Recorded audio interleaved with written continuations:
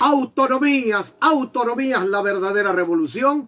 Llega a ustedes gracias al auspicio de la Autoridad Aeroportuaria de Guayaquil, administradora del aeropuerto José Joaquín de Olmedo, orgullo de los ecuatorianos y ejemplo de institución autónoma.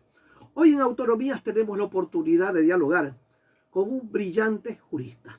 Se trata del doctor Julio César Cueva, quien permanentemente, cuando lo hemos invitado, ha hecho análisis muy sesudos, muy llenos de lógica jurídica, muy llenos de razonamientos legales, lo que nos ha perurgido a invitarlo esta mañana para tratar un tema que seguramente está en la mente de la mayoría de los ciudadanos que están interesados en los destinos del país. Doctor, ¿hasta qué punto la acción de la señora fiscal dentro de este caso denominado sobornos o arroz verde, cuando renuncia a seguir presentando pruebas, es una acción apegada al derecho? Buenos días, gracias por la invitación, un gusto como siempre estar aquí y compartir con ustedes. A ver, el litigio es siempre un acto de estrategia, ¿verdad? Como en la guerra hay una estrategia, a veces usted prefiere atacar o no atacar, aquí exactamente igual. Cuando usted ya considera que su teoría ha sido probada suficientemente, lo mejor es no seguir presentando pruebas, sobre todo si hablamos de prueba testimonial. ¿Por qué? Porque corre el riesgo de que un futuro testigo se contradiga con uno que ya testimonió, y el problema es que ahí va a generar una duda. Esa duda puede hacer que el tribunal termine ratificando el estado de inocencia de una persona. Por lo tanto, lo que se recomienda en litigación es presentar siempre los testigos más fuertes, y en el momento en que ya se considera suficientemente probado un punto determinado de la teoría del caso, desistir de los demás testigos porque ya no serían necesarios. Es un elemento estratégico y es una de las primeras recomendaciones que cualquier litigante le va a hacer a alguien al momento de ir a un juicio. Por lo tanto, eso está pegado al derecho. Yo en un momento determinado puedo considerar que ya he probado algo y por lo tanto lo que viene no lo necesito y lo desisto, justamente porque corro un riesgo de que pueda haber una contradicción en un momento que termine tirando abajo lo que yo ya gané en el tribunal en cuanto a la convicción del tribunal. Y los jueces, que normalmente, ¿cómo actúan ante una situación de esta? ¿No le pueden exigir a la fiscal que presente todos los testigos programados, todas las pruebas que se habían adjuntado? No, porque la prueba, mientras no se practica, pertenece a la persona que la anunció. Por lo tanto, como la que tiene que probar es la fiscalía y los jueces no pueden meterse en el tema probatorio respecto de qué es lo que presento o no como prueba, ellos no podrían. De hecho, expresamente la ley dice, no hay prueba de oficio. Si los jueces obligaran a una de las partes, no hablemos solo de la fiscalía, a una de las partes a practicar una prueba que no quiere practicar por las razones que sean, estarían ellos creando en cierta forma una prueba de oficio, y eso está expresamente prohibido en la ley. Si la fiscalía tiene la responsabilidad de probar y desiste de una prueba, corre un riesgo, sí, de que mañana los jueces digan, bueno, esto para nosotros no estuvo suficientemente probado. Pero eso es un asunto de criterio del litigante, independientemente de si es el defensor, el acusador o es la fiscalía. Ayer se presentaron ya los alegatos de los que están involucrados en el caso. Uno de ellos, el señor Pedro Verduga, reconoce que prácticamente lo chantajearon, le obligaron a entregar dinero a cambio de pagos de facturas ya emitidas y también a cambio de darle un contrato como se trata el multipropósito Chone. ¿Hasta qué punto ya solamente con esa prueba es determinante dentro del juicio? No. A ver, en un juicio hay que probar dos circunstancias. Primero, la materialidad de la infracción, es decir, el delito propiamente dicho. Y segundo, la participación de los sujetos en el delito. Los testimonios por sí solos no sirven para probar la materialidad de la infracción. Y esto es correcto, ¿por qué? Porque si fuera lo contrario, imaginemos este escenario: 3 o 4 personas se ponen de acuerdo para decir que usted cometió un delito y por el solo dicho de estas personas usted ya lo condenan sin otra prueba. Por lo tanto, el testimonio del señor Verduga es válido para corroborar, por ejemplo, la participación de ciertas personas. Pero de ahí la participación en un delito determinado, en este caso el cohecho o el que sea que se esté juzgando, solo se probará con otras pruebas. Es decir, el testimonio de él es válido, pero debe ser analizado en la integralidad de la prueba practicada por la fiscalía. Ejemplo, él ha dicho, a mí se me enviaron mensajes. Ok, ¿qué mensajes? Por correo, mensaje de WhatsApp, un mensaje de voz, un mensaje en computadora, un mensaje manuscrito, ¿cómo? ¿Ok? Y dependiendo de lo que él diga, ver si esos mensajes existen y probar que en efecto lo que él dice se corrobora en cuanto al mensaje enviado. Él dice, yo no entregué dinero, esto se descontaba en las planillas. Ok, debería haber una pericia contable que corrobore esos dichos, como por ejemplo yo a usted le pagué un cheque y de repente de ese cheque desapareció un dinero y no hay prueba contable de a dónde fue, por qué fue, o si lo recibió, por ejemplo, usted a título de que lo recibió, si usted no era contratista, no era proveedor, no era empleado, etcétera, etcétera, ¿verdad? Entonces, hay otras pruebas que se requieren para darle peso y valor al testimonio de él. Ejemplo, otros testimonios, alguien que diga, sí, a mí me consta, yo estuve tal día, tal hora, en tal lugar, reunido con esta persona y en efecto le dijo al señor Verduga que necesitaba esto. Y me invento, a las finales hay, no lo sé, pero podría ser para un caso para que la gente lo pueda entender mejor. El video del lugar donde se reunieron, en efecto se lo ve a los dos y el señor dice, ese soy yo y ese es el señor Verduga. Y ese que está ahí es fulano de tal, ¿verdad? Entonces los testimonios en estos casos para probar materialidad requieren de otras pruebas, que generalmente son periciales y documentales.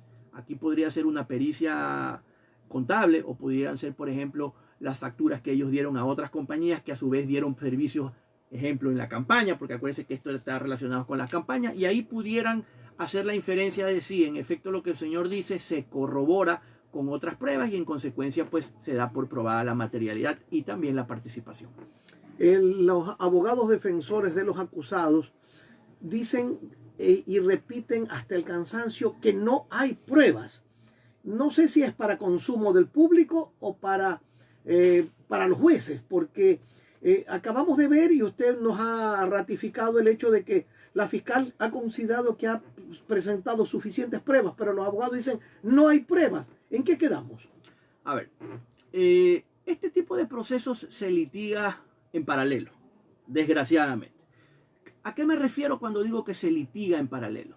Porque hoy por hoy nosotros vemos todos los días lo que se llama la justicia paralela o la justicia mediática, en donde usted trata de ganar lo que no puede en los tribunales, trata de ganarlo poniéndole peso a las redes sociales para generar en la opinión pública, ¿verdad? Presión sobre las instituciones, sobre los fiscales y sobre los jueces, ¿verdad? Y hacer crear el mito este de que me han condenado sin pruebas, no han habido elementos suficientes, nadie dijo que fui yo, nadie dijo que me vio. No nos olvidemos esta frase que es muy cierta, nadie roba por escritura pública, pero aquí aparentemente se dedicaron a hacerlo incluso hasta con facturas, ¿verdad? Pensando que esto nunca se iba a saber en razón de la triangulación que se hacía. Desgraciadamente, mal para ellos, diría yo, se llegó a saber, ¿verdad? Y desgraciadamente no se llegó a saber por una investigación de la Fiscalía, lo cual es lamentable, se llega a saber por una investigación periodística, porque lo contrario tampoco se llega a saber.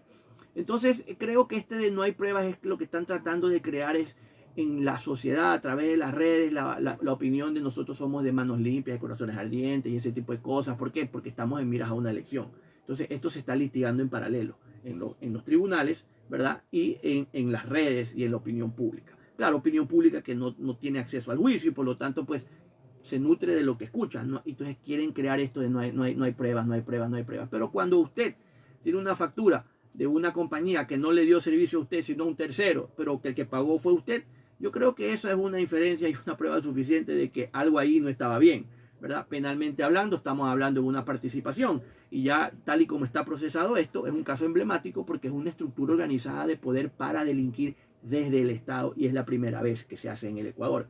Anteriormente se ha juzgado pues estructuras criminales de narcotraficantes y la gente que lava de activos y cosas por el estilo, pero es la primera vez que se procesan a funcionarios que hayan utilizado la estructura de Estado para cometer delitos de esta magnitud. Doctor, ¿hasta qué punto nosotros podemos pensar que este juicio, porque lo están haciendo aparentemente en una forma rápida, ¿hasta qué punto podemos pensar que también se va a romper un récord en rapidez en este juicio? Bueno, yo como abogado litigante les diría que la celeridad que lleva este juicio es el sueño de todo abogado litigante. Se están cumpliendo los plazos que dice la ley a rajatabla. Le aseguro que si usted le pregunta a cualquiera de mis colegas que litiga, todos quisiéramos que nuestros casos particulares, que no tienen esta connotación política, se llevaran y se respetaran los plazos. Entonces, evidentemente hay un interés político detrás, ¿verdad? El tener que terminar esto con lo que sea como termine, ¿verdad? La aspiración de la Fiscalía, obviamente, que es lógica, pues una sentencia condenatoria de última instancia. Obviamente esto tiene, pues, no lo podemos negar, fines electorales, ¿verdad? Pero no podemos reprochar el hecho de que si se siguen y se cumplen los plazos legales, bueno, se supone que así debe ser, ¿no?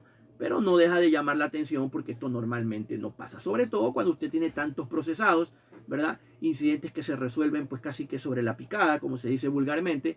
Esto sí llama la atención porque demuestra que hay un interés con miras a la agenda electoral que se viene. Pero no es ilegal, será tal vez, no sé si éticamente reprochable porque los plazos están en la ley, pero sí no deja de llamar la atención. Pero ilegal no es, al contrario, es justamente lo que se trata, ¿no? Que haya celeridad y que los plazos legales se cumplan. Muchos de los involucrados en estos casos tienen varios juicios de por medio. Algunos ya han tenido hasta sentencias, otros aparentemente podrían tener sentencias. ¿Estas sentencias son todas acumulativas? No, en mi opinión no. Creería yo que para que se pueda acumular penas necesitan procesarse dentro de la misma causa, que es lo que inicialmente ocurrió aquí. Usted recordará que al principio se procesaron 2 o 3 delitos y después terminaron con menos delitos, pero creería yo que no, corren por separado, ¿verdad? Entonces, si alguien, por ejemplo, fue condenado a 4 años y cuando lo condenen aquí, si lo condenan aquí, le ponen 5 años más, esos 5 años corren desde el momento en que sale la condena ya definitiva y no puede ser apelada por ningún otro medio, ¿verdad? Y si ya había cumplido 2, son 2 más 5, ¿verdad? Entonces, la primera condena va a quedar subsumida en la segunda, pero así como acumulada, no. Es decir, no cumple los 4 y de ahí te empiezo a contabilizar los 5, eso no va a pasar.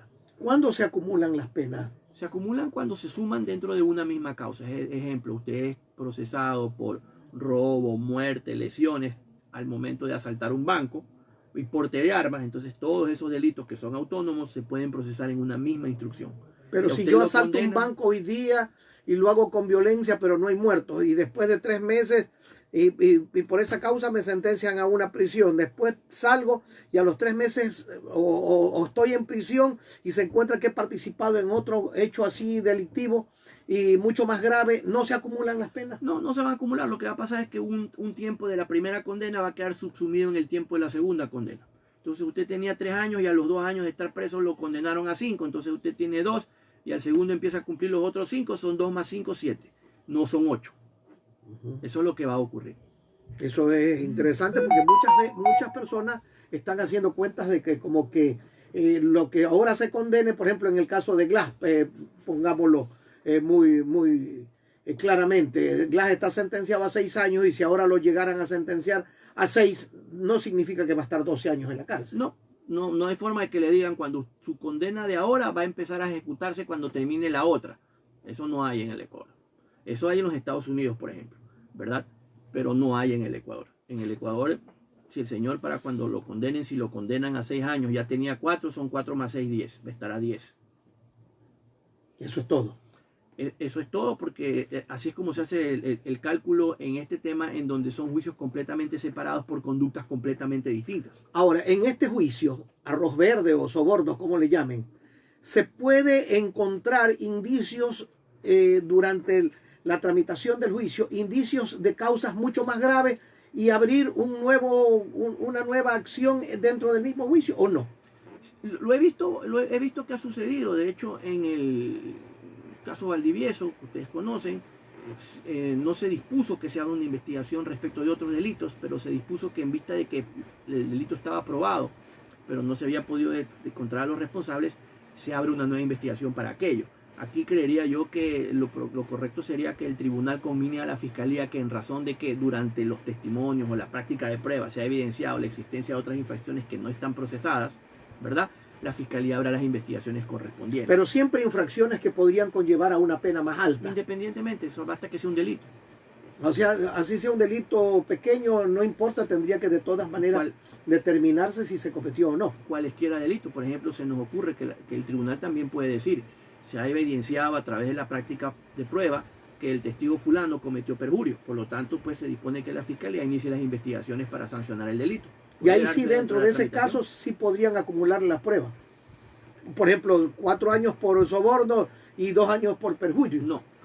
Porque lo que va a ordenar el tribunal sería que se haga una nueva investigación. Esa investigación puede terminar en una formulación de cargo, en un juicio y en una condena, como puede terminar en un archivo y no pasa absolutamente nada, pero va a ser completamente independiente. O sea, ya no es el mismo juicio. No, ya el juicio termina. Lo que va a pasar es que van a abrir expedientes nuevos en razón de lo que se ha evidenciado en el juicio, pero son expedientes que van a correr con sus plazos diferentes, condenas diferentes, puede que no tengan condena, ¿ok? Simplemente lo que va a pasar es que se va a abrir una nueva investigación por esos otros delitos que pudieran haberse detectado, ¿verdad? Pero no es que ahí mismo los van a juzgar, no, eso no va a pasar.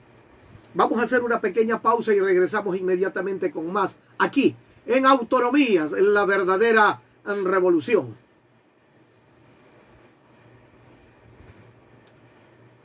Estamos en un diálogo interesante aquí en Autonomías, en la verdadera revolución, que llega a ustedes gracias al auspicio de la Autoridad Aeroportuaria de Guayaquil, administradora del aeropuerto José Joaquín de Olmedo, orgullo de los ecuatorianos y ejemplo de institución autónoma. Este diálogo interesante lo mantenemos con el doctor Julio César Cueva, distinguido jurista ecuatoriano, con quien estamos tratando el famoso caso Arroz Verde o Sobornos. Cuando la investigación de este caso, doctor Cueva, la hizo o la hicieron periodistas de investigación. ¿Estos periodistas qué rol juegan dentro del juicio? ¿Simplemente testigos o se convierten en acusadores? No, yo diría que son básicamente testigos y es justamente la calidad que les ha dado la fiscalía, ¿verdad? En donde pues básicamente tendrán que servir para demostrar que obtuvieron legalmente la información, de dónde obtuvieron la información, cómo pudieron hacer o cómo pudieron ellos llegar a demostrar y crear esta estructura, lo que les sirve pues obviamente para afianzar la teoría del caso de la fiscalía. Pero no son acusadores porque en realidad no son víctimas, ¿verdad? En el delito de cohecho, ellos no son víctimas, ellos no son ni los que recibieron ni los que entregaron el dinero, ¿verdad? Y en consecuencia pues ellos no pudieran tener la calidad de víctimas. Por eso no pudieran ser acusadores. De hecho, no lo son. No lo son, ¿no? No, son testigos de la fiscalía únicamente. Ya. Es importante, doctor, conocer si los testigos en este caso podrían ser, por ejemplo, imaginémonos, como ustedes dicen los abogados, en un supuesto no consentido, en lugar de demostrar que su investigación era la correcta, es una investigación inventada, ¿podrían ellos ser sancionados por la ley? A ver, durante un proceso de investigación, los testigos, los que terminan siendo testigos en el juicio, dan versiones, ¿ok? Esas versiones no constituyen y no reemplazan el testimonio. Ejemplo, a mí me llaman al juicio para que yo explique lo que dije en la investigación frente a los jueces, principio de inmediación, y si por alguna razón yo no voy, la fiscalía o la persona que me había llamado a mí no puede decir, como el señor no vino, entonces quiero leer en voz alta lo que dijo y que eso se tome como testimonio. No. Lo que se valora es lo que yo digo. Si yo anteriormente dije otra cosa, lo que yo dejé y dije en una versión por escrito, le sirve a la fiscalía para hacerme caer en contradicción.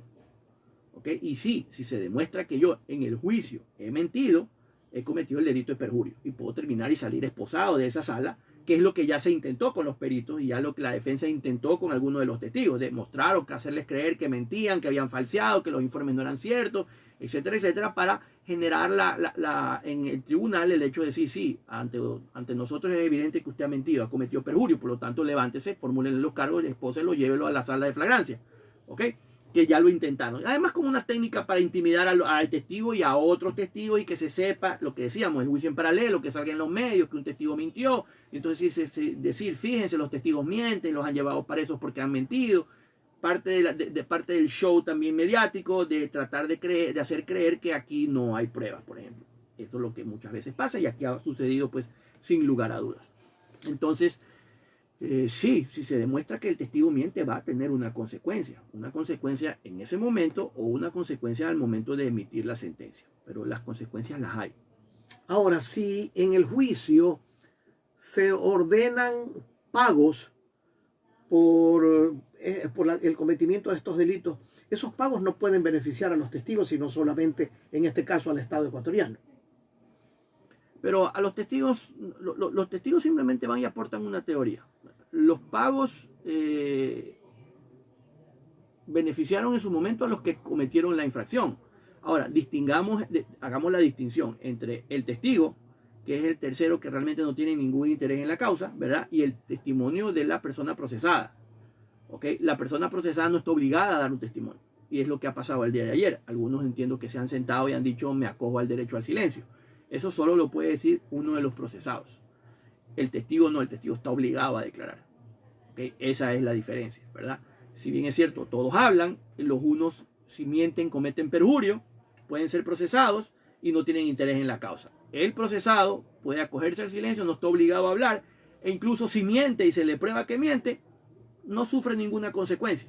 De hecho, dentro del, digamos que del baremo de credibilidad, el procesado es el que menos credibilidad tiene, porque puede mentir sin consecuencias, es lógico que mienta, no está obligado a hablar, ¿verdad? Y lo que diga no se usa en su contra, sino que es solamente un medio de defensa. Entonces tiene todas las ventajas, por eso también tiene todo el incentivo para mentir, ¿verdad? Entonces hay que hacer esa distinción entre el testigo, que el tercero que no tiene interés, y el que declara, ¿verdad?, en su favor, que es una de las personas procesadas. En este caso particular del caso Arroz Verde o Sobornos, si los implicados salen sentenciados, ¿también podrían recibir una sanción económica? A ver, parte de la sentencia por ley es la reparación integral.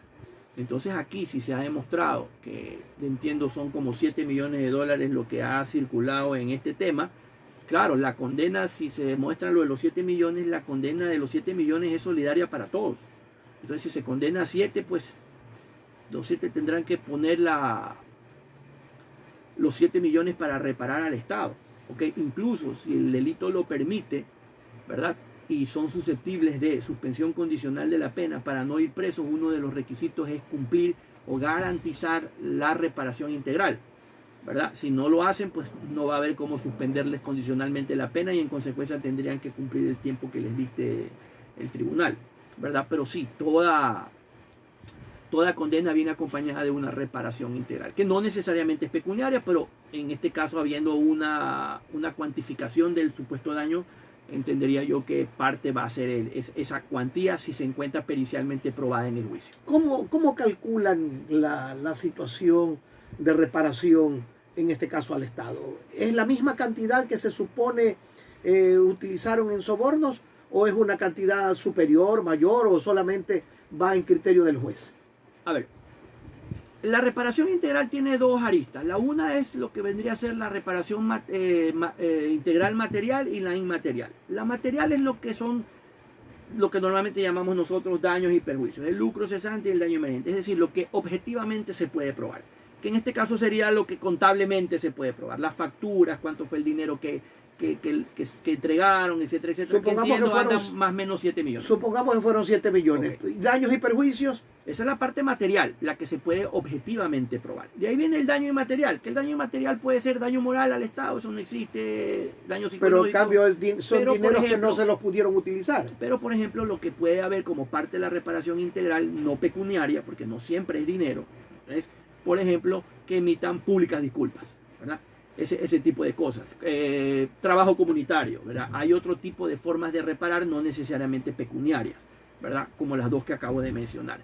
Pero de que necesariamente en este caso en concreto va a haber un pago, una reparación integral cuantificable en dinero, lo va a haber, porque entiendo que está cuantificado en 7 millones más o menos lo que se circuló alrededor de este esquema que ahora se está procesando. Y en el supuesto, abogado, de que los implicados cumplan la condena, pero no paguen, de todas maneras obtienen la libertad. Sí, primero porque no pueden pagar nunca, no hay condena, no hay prisión perpetua. Segundo, lo que se establece en realidad a título de reparación integral sería una deuda, no hay prisión por deudas. Y lo que va a pasar es que el Estado los va a procesar civilmente para reclamar eso y en su momento pues generará... ¿Puede embargarlos? Sí. Sí, y si no tienen, pues lo que va a pasar es que los van a declarar insolventes. Pero créanme que a esta gente poco creo que le va a importar que lo declaren insolvente, porque el dinero que en un momento dado se llevaron no es que lo van a hacer circular a través de cuentas, ni de propiedades, ni de... porque normalmente nadie pone estas cosas a su nombre, por lo tanto va a ser difícil. Ese es el problema, el tema de la recuperación. Por eso en su momento se hablaba, y todavía en este país va a pasar de que han transcurrido 10 años o más, recién medio se toca el tema de lo que vendría a ser la extinción de dominio, ¿verdad? En un momento dado poder extinguir las propiedades que se puedan demostrar que son de ellos o de terceros, ¿verdad? Obtenidas producto de los delitos que se han cometido. Otra cosa que nunca normalmente pasa y que debería pasar porque ya la legislación lo permite, lo amplió, antes era solo temas de narcotráfico, el tema del testaferrismo, ¿verdad? Esos dineros están probablemente invertidos en terceras personas ¿verdad? Pero eso es algo que en cuestión de tiempo y de recursos para investigar probablemente sobrepase la capacidad de la Fiscalía, ¿verdad? Pero creo que es la manera en que se puede ir poco a poco recuperando recursos, porque no todo el dinero está afuera, el dinero está reinvertido aquí y muchas veces en nombre de terceros. Hay una libertad condicional. ¿Podrían ellos acogerse a alguna libertad condicional? Los jueces podrían determinar en algunos casos esta libertad condicional, y cuando se da una condición, se tiene que cumplir la condición, y en caso de no cumplir, y le pregunto esto porque, por ejemplo, a un legislador lo apresaron por haber irrumpido en un campamento petrolero en el oriente ecuatoriano, y le han dado libertad condicional. Y dentro de las condiciones está no volver a participar en protestas o manifestaciones. Pero entró en forma de manifestación al Congreso Nacional a reclamar sus derechos. ¿Ha violado su libertad condicional? A ver, de acuerdo a nuestra legislación, una vez que a usted le ponen una pena, usted cumplido el 60% de la pena puede tener régimen semiabierto. Y cuando cumple el 80% de la pena tiene régimen abierto. ¿Qué es el régimen semiabierto? Tiene usted que ir cada cierto tiempo, cada semana, cada 15 días a una casa de ayuda que le llaman, a presentarse aquí estoy periódicamente y cumplir ciertas condiciones. En el régimen abierto es un poco más amplio, ¿ok? Le ponen el brazalete y ese tipo de cosas. Y sí, porque son condiciones, si usted incumple una de esas condiciones, lo que hace la Fiscalía es le pide al juez de garantías penitenciarias una audiencia para revisión de la prelibertad. Y si la Fiscalía logra demostrar que usted ha violado una de esas condiciones, el juez lo que hace es revoca su condicionamiento, su libertad condicional, como usted la llama, y dispone que usted regrese a cumplir lo que le falta de la pena. ¿Ok? Y eso puede pasar en el caso de quien, dispuesto que no haga algo, va y lo hace y se corrobora que lo hizo. Simplemente con una audiencia el juez revoca y en ese momento pues el señor tiene que regresar a cumplir lo que le faltaba de la pena, sin poder beneficiarse nuevamente de la prelibertad. Ya no puede no, ya no, eso es una sola vez. Es un caso que aparentemente se ha presentado con un legislador de apellido Poma, que fue aparentemente sentenciado a 1 año, se le dio libertad condicional, y una de las condiciones aparentemente, pues yo no las conozco, pero así ha sido denunciado. ¿Por qué lo denuncian ante la Procuraduría General del Estado? ¿Qué tiene que hacer el procurador en un caso de haber violado la libertad condicional? Yo no entiendo eso, porque realmente lo que habría que hacer es, yo diría que habría que enviarles un escrito a la Fiscalía haciéndole notar lo que ha pasado, para que la Fiscalía, que fue la que lo hizo condenar, porque es la que lo representó al Estado, por así decirlo, en el proceso, sea la que le pida al juez de garantías penitenciarias, una vez obtenida la evidencia del caso, que le llame a audiencia para demostrar que ha violado sus condiciones y en consecuencia le revoque la libertad condicional. Por la Procuraduría no entiendo por qué. Porque ¿será acaso para que le quite la calidad de legislador? No, es que esa calidad no se la puede quitar la Procuraduría. Eso no eso tiene el único que puede hacerlo es el propio Congreso. Así es. No sé si tal vez fueron a la Procuraduría porque es el abogado del Estado, para que como abogado del Estado vaya y inste a la Fiscalía, pero eso no era necesario. Creería yo que en eso no puede estar la Procuraduría. Era más fácil el camino ir directamente a Fiscalía y presentar la evidencia de que se ha violado las condiciones y con eso forzar que la Fiscalía pida la audiencia para revisión de las condiciones de prelibertad. Regresemos un poco al caso Sobornos. Hay algo que a la gente elucubra y está de un lado para otro en forma permanente. Se viene un proceso electoral el próximo año. Mucha gente dice que si lo sentencian a Correa no podría ser candidato a la presidencia de la República. Pero esta sentencia, usted que tiene conocimientos legales y más o menos puede determinar aproximadamente, aunque sea tiempos, ¿usted cree que se va a dar antes de las inscripciones de las candidaturas o se dará posterior la sentencia? A ver, aquí hay dos aspectos que hay que tomar en cuenta. Una cosa es si la ley permite que él con un juicio activo pueda candidatizarse. Si la ley no lo prohíbe, tendrán que permitírselo. Y otra cosa es que pueda ejercer el cargo si antes le sale la condena. Y sobre todo no que le salga la condena, sino que esa condena se ejecutaría y no haya ninguna otra instancia a donde él pueda acudir para evitar que la privación de libertad se haga efectiva. Eso por un lado. Pero por otro lado, No conozco si la norma siga vigente, pero yo recuerdo claramente que a un candidato, hace unas elecciones pasadas, no se le permitió inscribirse a al candidato a la presidencia porque lo que se interpretaba era que él tenía que hacerlo de forma personal y que eso no podía hacerse a través de un sistema telemático, sino que tenía que estar en persona para inscribirse. El problema es que si el señor Correa es forzado a eso, porque la norma se aplica de la misma forma en el supuesto que siga vigente, el momento en que él pisa territorio ecuatoriano, de lo que entiendo, si tiene una prisión preventiva, él tendría que ir primero a la cárcel antes de poder inscribir la candidatura. Pero prisión preventiva que tampoco lo limita a ser candidato. No, porque la prisión preventiva no es un anticipo de pena. Claro. Él pudiera ser candidato desde la cárcel. Desgraciadamente, esas son las falencias del sistema, pues, ¿no? Y no olvidemos que algo parecido ocurrió con la señora Cristina Fernández de Kirchner en Argentina. Y no se puede dar poderes, por ejemplo, para inscribir una candidatura, poderes a través de una notaría o de un consulado. Bueno, si la norma lo permite, se podría. Si la norma lo permite, se podría. Pero entiendo del antecedente que yo recuerdo.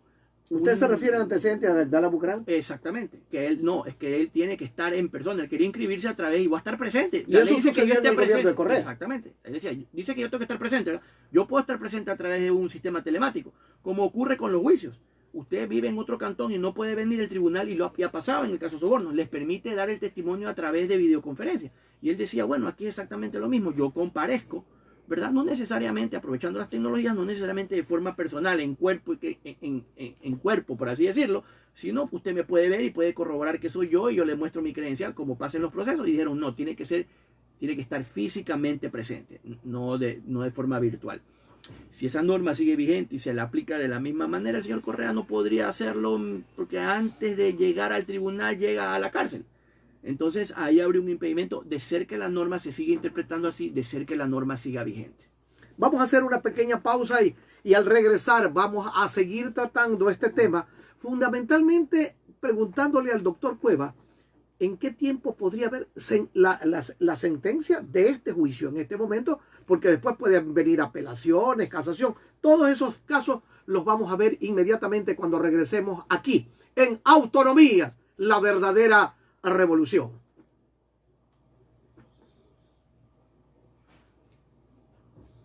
Autonomías, la verdadera revolución llega a ustedes gracias al auspicio de la Autoridad Aeroportuaria de Guayaquil, administradora del aeropuerto José Joaquín de Olmedo, orgullo de los ecuatorianos y ejemplo de institución autónoma. Seguimos en el diálogo con el doctor Julio César Cueva. Doctor, ¿en qué tiempo podría haber una sentencia en este juicio en el que se está tramitando en este momento? ¿Cuánto le calcula usted? Es poco probable que podamos tener un cálculo incluso aproximado. ¿Por qué? Porque son muchos procesados. Unos interpondrán una vez que salga la sentencia, que puede tomar su tiempo porque son muchas pruebas, son muchos procesados.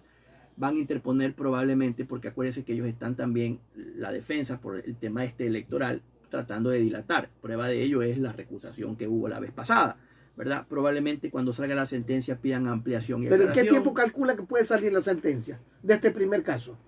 Bueno, al ritmo que vamos. A ver, hablemos de sentencia de primera instancia. Yo diría que más o menos un mes promedio. Un mes, porque a ver, estamos en el 9º día.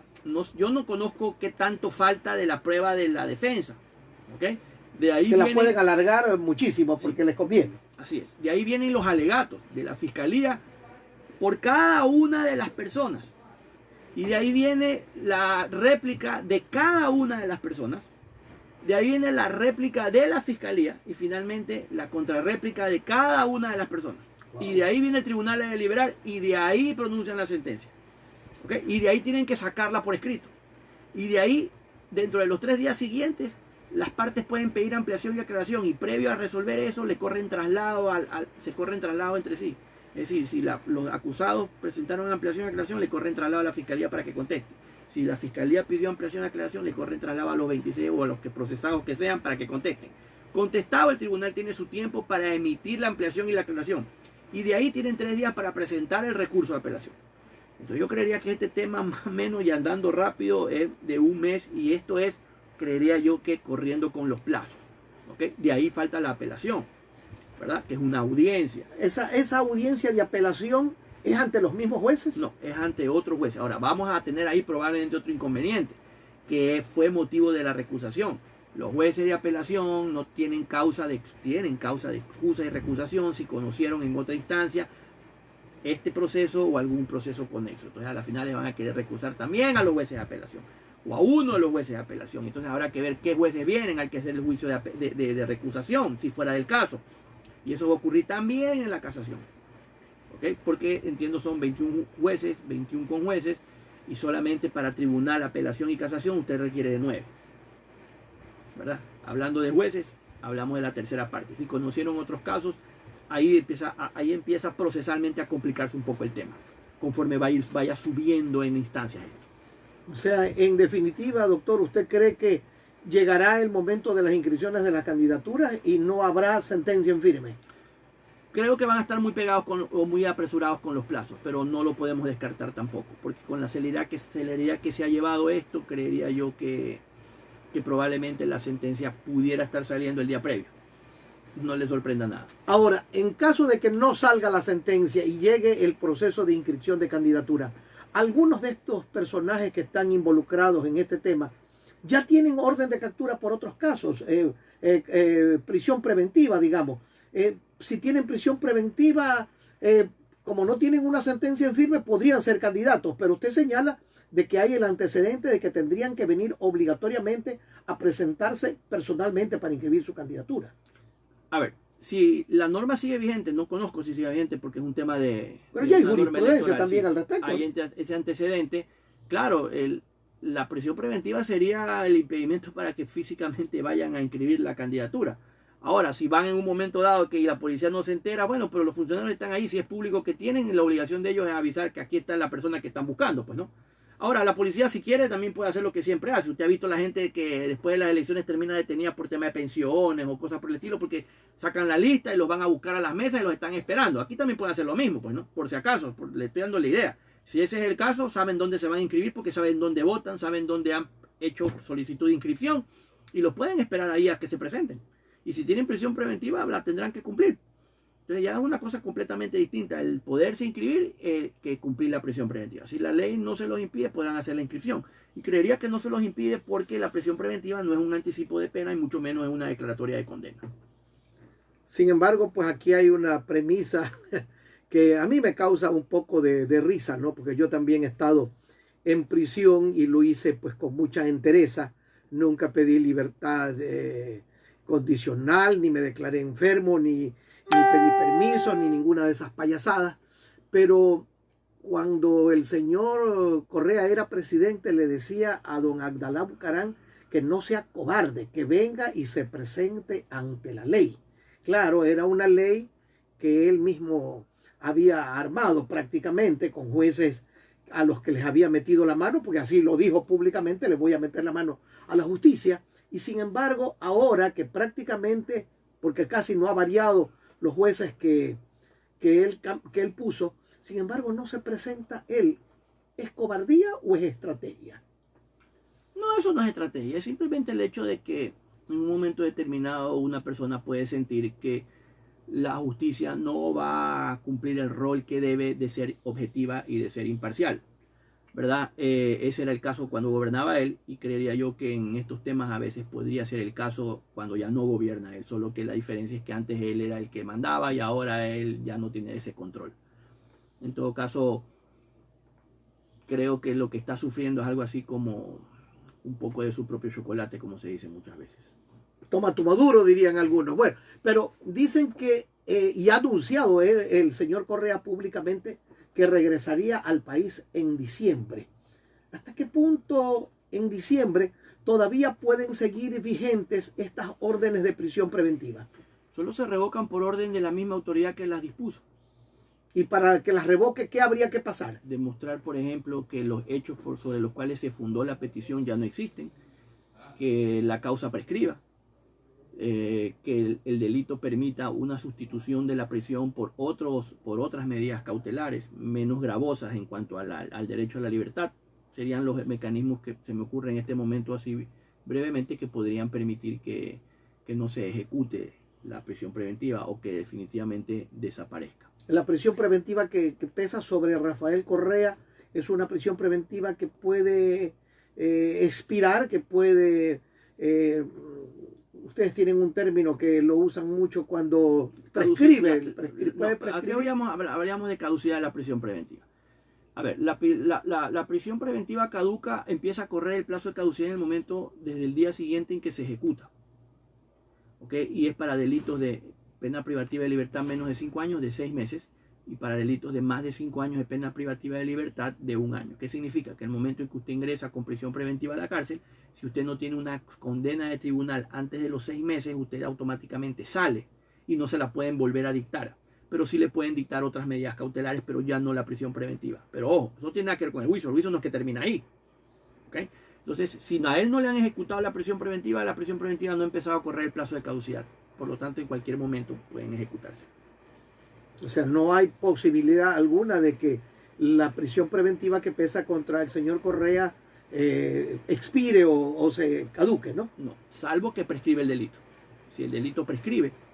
Pero eso tendría que demostrarlo en un juicio. No, porque la prescripción está en relación al plazo del tiempo que establece la ley, y una vez cumplido, ejemplo, si la prescripción de un delito es de 5 años desde que se comete, una vez que se verifica que se han cumplido los 5 años, el tribunal tiene la obligación, de oficio o a petición de parte, declarar la prescripción. Y por lo tanto, si está prescrita la acción penal, el ejercicio de la acción penal, todas las medidas cautelares también fenecen porque son accesorias a ese. No pueden sobrevivir por sí solas. Creería yo que en el caso en el que tiene una prisión preventiva, está por prescribir, si no es este año, el próximo. Y si se da así, la prisión preventiva se cae en el momento en que se quede archivado el caso por prescripción. Ahora, hay delitos que no prescriben, que son imprescriptibles. Sí. Allí la prisión preventiva no prescribe. No, pero creería yo que es desproporcionada, en razón de que más fácil le resulta a alguien venir, enfrentar el juicio, cumplir la pena, que pasarse el resto de su vida huyendo. Entonces, la prisión preventiva creería yo que en ese sentido es desproporcionada, pero en todo caso no está prohibida para este tipo de delitos. Hay un caso que en estos días se puso nuevamente en vigencia, la extradición del jefe que fuera de la SENAIN, el señor Pablo Romero, que lo trajeron de España. ¿Por qué en este caso sí se ha podido extraditar y en muchísimos otros casos en los que el Ecuador ha presentado el recurso de extradición no se da? Bueno, pues eso depende de cómo se hayan llevado los procesos de extradición. En los casos en que entiendo el Ecuador los ha perdido porque no ha completado la información, la tipificación del delito estuvo mal hecha y por lo tanto una de las bases para que las extradiciones se den es que el país que tiene a la persona que se quiere extraditar verifique que el delito por el cual se lo va a procesar también sea un delito que existe en esa legislación. Si se equivocan ahí en la tipificación del delito, se los van a negar. Y entonces creería yo que es un tema de forma, muchas veces, a veces de fondo. Entonces depende mucho de las personas que lo hagan, pues puede ser no el mismo funcionario que lo ha tramitado el uno que el otro, depende también del tribunal que resuelve eso en el país y de la flexibilidad y el convenio que se tenga con el país. Y también no lo podemos negar de la importancia del personaje, ¿verdad? Hay personajes que son un poco más importantes y entonces tienen un poco más de peso y entonces se analiza con más minuciosidad eso, y también puede ser la influencia política que pueda tener ese personaje en el país en donde se encuentra, que le permita evadir ese control. Fíjense que hoy por hoy se habla de que el expresidente Correa se reunió con el presidente del gobierno español para tratar de evitar la extradición de este señor. Ese tipo de cosas pasan. Entonces depende de muchos factores, no necesariamente de jurídicos, muchas veces también políticos. Pero, por ejemplo, en el caso de España, se pudo haber reunido con el presidente del gobierno español, pero allá la justicia es bastante independiente. Es que son elementos en los que obviamente no sé si sea por razón de independencia o porque tal vez la justicia no obedece a ese gobierno de turno, cosas por el estilo, pero en todo caso son situaciones jurídicas y políticas las que determinan que en un momento determinado a usted le extraditen a alguien. Y le doy el caso del gobierno americano. En un momento dado le extraditan a una persona que usted pensaría que no, pero sí. Resulta ser que lo hacen porque tiene un beneficio político, no necesariamente jurídico, ¿verdad? Se ha dado este caso.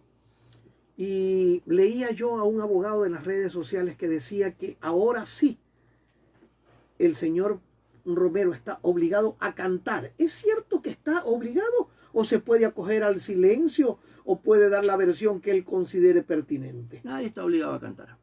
Él puede sentarse y decir, varias cosas. Uno, me acoge el silencio. Lo vamos a condenar. Bueno, vea si usted encuentra con qué condenarme. Lo otro es que la fiscalía le diga, vea, tenemos todo esto contra usted, lo vamos a procesar en la misma instrucción, estos son los años que le van a tocar, pero si usted me colabora, yo voy a reducirle en tanto. Si ¿Puede negociar la fiscalía eso? Sí. Y el negocio puede llegar a un punto tal de incluso reducir la posible condena al 90%. Es decir, que si le tocan 10 años, solamente esté uno, de los cuales ese año cumplió el 60% a su casa. ¿Ok? Sí, la gente critica eso, no puede ser posible, pero a ver, tenemos que entender lo siguiente. ¿Lo quieren al señor Romero o quieren a la cabeza de la estructura? ¿Él es de la cabeza de la estructura? No. Entonces, a veces usted tiene que esto como el ajedrez. Usted sacrifica un peón, un alfil, dependiendo de la importancia de la reina o del rey. Entonces aquí es exactamente lo mismo, ¿verdad? Usted dice, no, que cómo es posible que al contador de la estructura de poder lo van a decir, pues que el contador no es el capo. Y si usted tiene que escoger entre el contador y el capo, dígame usted qué quiere. El capo siempre va a querer el capo. Entonces, sacrifica al contador, le pone una pena baja a cambio de la información que usted de otra forma no puede obtener. ¿Ok? Porque esto de las delaciones es justamente porque estas personas tienen información, ¿verdad?, que la fiscalía fácilmente no puede obtener. Por eso hay que verificar también los dichos, porque obviamente el delator, en lo que decía yo, la lista de las personas de credibilidad, también el delator es el que después del procesado el que menos credibilidad tiene. ¿Por qué? Porque como obtiene un beneficio, está muy incentivado a mentir. Entonces la fiscalía tiene que verificar dos cosas. Uno, que lo que él dice se pueda corroborar por otros medios, para ver que sea cierto. Y dos, que esa información que la fiscalía no puede obtener por otra manera, porque es como que usted va a comprar algo que usted ya tiene. Entonces eso sería bastante extraño, que usted compre algo que usted ya tiene, ¿verdad? Probablemente por eso no funcionó el tema del señor Pareja Yanuseli, porque cuando él vino probablemente pensó que iba a poder ofrecerle a la fiscalía información, la fiscalía probablemente corroboró que esa información no era cierta o no había cómo confirmarla, o se dio cuenta que lo que él le ofrecía a ellos ya lo tenían, o tenían la forma de obtenerlo por otros medios. Entonces no era negocio, por así decirlo, comprarle, entre comillas, a usted una información a cambio de reducirle la condena si yo esa información ya la tenía o la podía obtener. En ese caso, ¿se podría decir que el señor Capaya pecó de ingenuo? Probablemente. Porque lo primero que debieron haber hecho sus abogados es mostrar a la fiscalía qué es lo que tenía y la fiscalía decir si le interesaba o no y hacer el preacuerdo si cabe el término. Pero en todo caso, el riesgo se lo corrió él y pues ahí están las consecuencias. Pero en el caso del señor Romero no es que está obligado a cantar. Lo que se piensa es que él, en razón de los años que le pueden caer y la evidencia que puede haber contra él, se va a ver muy incentivado, no obligado, muy incentivado a abrir la boca y decir, vea, yo les cuento toda la historia, pero a mí me tienen que reducir la condena. ¿Ok? Y eso ya es un tema de negociación de la fiscalía. No me quiero ir del programa sin preguntarle algo que usted, como abogado de la familia de Fausto Valdivieso, el periodista asesinado, nos podría orientar. No quiero entre telones del juicio, pero sí que nos indique cómo marcha eso. Bueno, no marcha. Desgraciadamente hubo un cambio de fiscal, resultó ser peor el remedio que la enfermedad, lo digo públicamente, y estoy presentando un reclamo en la Fiscalía General justamente para que se tomen cartas en el asunto. Prácticamente nos han vuelto a foja cero y eso no es aceptable. Esto tiene que cambiar. Pensamos que con el cambio de fiscal las cosas iban a cambiar y se iban a acabar todos estos incidentes que ustedes conocieron, pero desgraciadamente ha sido peor el remedio que la enfermedad. Y estoy haciendo el reclamo formal en la Fiscalía para que esta situación se corrija, porque ya no es justo que vayamos para 7 años y todavía no tengamos nada cuando habíamos avanzado mucho. ¿Y esto se debe fundamentalmente a qué? ¿Negligencia o intereses de por medio? Yo creería que ambas cosas. Ambas cosas. Sí, señor. Desgraciadamente lo debo decir, yo creería que ambas cosas. Qué pena, porque la ciudadanía está reclamando una aclaración de este caso, porque se trata de un hombre muy querido, porque Fausto Valdivieso era un periodista muy querido, un hombre apegado a la verdad, un hombre que siempre estuvo junto a las causas muchas veces perdidas, pero a las causas más populares, y sin embargo su muerte ha traído pues un manto de oscuridad y hasta el momento no se pueda dilucidar qué mismo fue lo que pasó, doctor. Desgraciadamente así es como estamos ahora, pero es justamente el cariño que la gente le tenía a Fausto lo que ha permitido que la causa siga viva, lo que ha evitado que caiga en el olvido y en el archivo. Y como siempre le he dicho, pues a nombre de la familia, gracias a todos quienes han estado siempre pendientes, entre esos usted, Y sigan así, por favor, porque es lo que evita que las autoridades olviden el tema. Nosotros no lo hemos olvidado y estamos haciendo el reclamo formal justamente para que se tomen los correctivos del caso y esto no vuelva a caer pues en el sueño de los justos. Doctor Julio César Cueva, le queremos agradecer la oportunidad que nos ha brindado de conocer sus valiosos criterios en torno a un tema que muchas veces se lucubra sin conocimiento. En el caso suyo, usted con sus conocimientos nos ha dado una muy buena orientación que permitirá seguramente a mucha gente no seguir creando castillos en el aire, sino asentando y poniendo los pies sobre la tierra. Muy amable, doctor Cueva. Gracias a ustedes por la invitación. Buen día. Estamos llegando a la parte final de Autonomías, la verdadera revolución, que siempre llega a ustedes gracias al auspicio de la Autoridad Aeroportuaria de Guayaquil. El compromiso, volver la próxima semana aquí en Autonomías, la verdadera revolución.